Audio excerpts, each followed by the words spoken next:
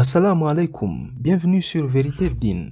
Le président russe Vladimir Poutine s'est engagé à apporter toute son aide pour accueillir les réfugiés de Gaza en pleine guerre. C'est dans ce cadre que la République tchétchène russe, à majorité musulmane, a commencé à construire des appartements pour loger les Palestiniens qui fuient la guerre à Gaza.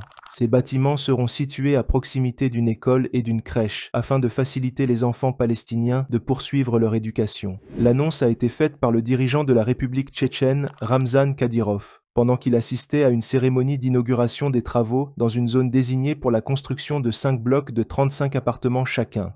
C'est avec grand plaisir que j'ai félicité les Gazaouis qui recevront bientôt de nouvelles maisons. J'ai promis que nous continuerons à fournir une assistance et un soutien complet, a dit le dirigeant tchétchène. Selon le gouvernement russe, ce projet a été financé par une association caritative régionale. Chaque famille recevra 100 000 roubles équivalent à 1120 $.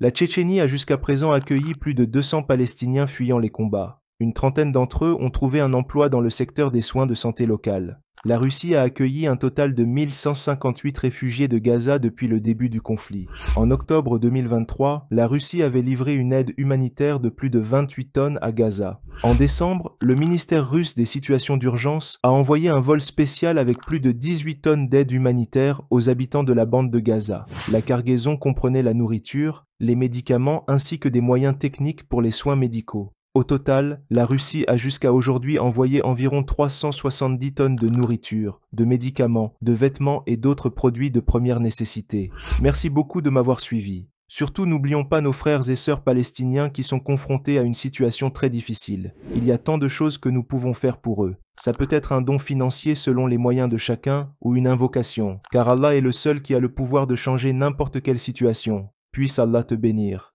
Assalamu alaikum.